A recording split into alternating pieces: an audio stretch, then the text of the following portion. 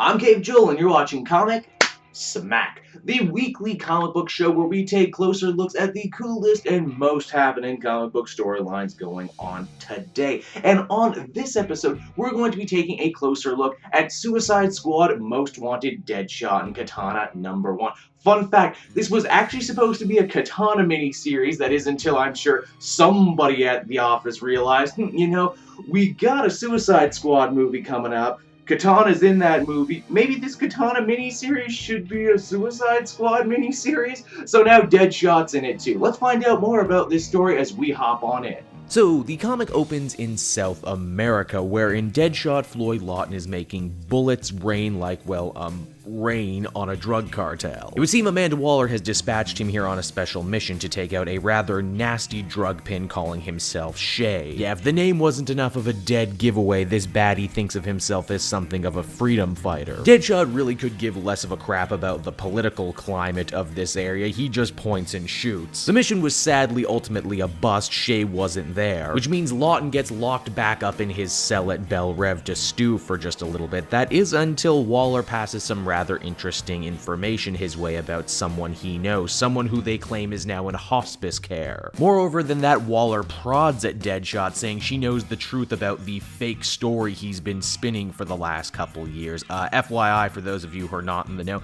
Deadshot has had like 5 different origin stories, and now they're saying that the origin story we got back in his Villains Month issue, apparently that one wasn't true either. Waller's gotten a hot lead on Shay that he's currently shacked up with the Falcone crime family in Gotham and that they're going to get to him through his daughter. Deadshot will spearhead a snatch and grab operation on his own because, well, everyone else on Task Force X is apparently busy right now deployed on other missions. Actually, I take it back. He won't be entirely alone because he gets a rookie to go out with him. A rookie who just so happens to be a sharpshooter, not unlike Deadshot, and who Floyd is none too happy to have tagging along on his mission with him. Our 2 shooters take up positions and are ready to get down to the business of dirty business very soon. Unfortunately, when the convoy actually comes, Deadshot is nowhere to be found, having completely flown the coop on his partner. This leads to a massive foobar situation with the rookie who just barely manages to survive the crossfire. Where's Deadshot going? Well, apparently he's going back home, as he says he has to see it. He just has to see his father die. And that's where the Deadshot portion of the comic ends. I say portion because there's an entire Katana backup story in here. Actually, backup story isn't even giving it justice because it's basically another full-length comic in the back of this one. But I already spent enough time on the Deadshot comic, so I'll just give you the Cole's Note version of the Katana story.